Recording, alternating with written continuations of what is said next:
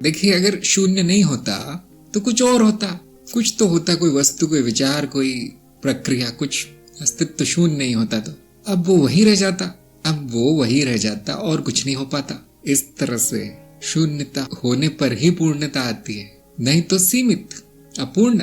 एक खाली कागज फ्रेम करके टांग दीजिए, खाली कैनवस, अब उसमें कितने चित्र बन सकते हैं? अनंत अनंत चित्र बन सकते हैं उस पर, क्योंकि खाली है, शून्य है। अगर उस पर आपने एक चित्र बना दिया, अब कुछ नहीं हो सकता। अब इधर उधर कोने में थोड़ा नाम ही लिखा जा सकता है और कुछ नहीं किया जा सकता। सारी संभावनाएं सीमित हो गई अब, क्योंकि वो कुछ हो गया, शून्य नहीं रहा। अब उसमें और संभावनाएं नहीं है। जो लाखों चित्र बन सकते थे उस पर, अब एक में सीमित हो गया। जब तक वो खाली था, उसमें सब कुछ संभव था। तो आपकी जो टीवी की स्क्रीन है, पीसी का मॉनिटर है, फोन की स्क्रीन है, अनंत संभावना है, कुछ भी प्रकट हो सकता है उसमें, क्योंकि वो खाली है। उस पर कुछ टिकता नहीं है, उस पर जो भी आता है मिथ्या है ना, बदल जाता है, छपता नहीं है कुछ उस पर। इसी तरह से अस्तित्व है, कितना भी हो जाए, यहाँ पर कितनी भी घटना हो जाए, कितने भी अनुभव हो जाए, रहता वो शून्य ही है। फिर भी अनंत संभावना उसमें बची रहती है। वो श्लोक है ना कि पूर्ण में से पूर्ण निकाल दो तो भी पूर्ण ही बचता है। क्यों? शून्य है। शून्य माइनस शून्य बराबर शून्य। बहुत से लोगों को समझ में नहीं आता श्लोक। शून्य नहीं जाना है तो पूर्ण कैसे जानोगे? जिसने शून्य नहीं जाना है वो पूर्ण कैसे जानेगा? जिसने ब्रह्म नहीं जाना है, अपना तत्व नहीं जाना है, कैसे जानेगा कुछ भी? कौन सा उपनिषद जानेगा? कौन सा श्लोक जानेगा? वो केवल जीव नहीं, संपूर्ण जगत मिथ्या है।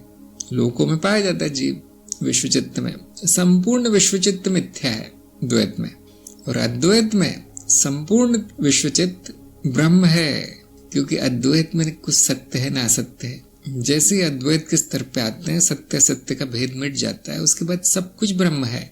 ब्रह्मन की परिभाषा है सब कुछ। सत्य भी आ जाता है, असत्य भी आ जाता है उसमें। और आप जानते हैं, अनुभव और अनुभवकर्ता में भेद नहीं है, एक ही है।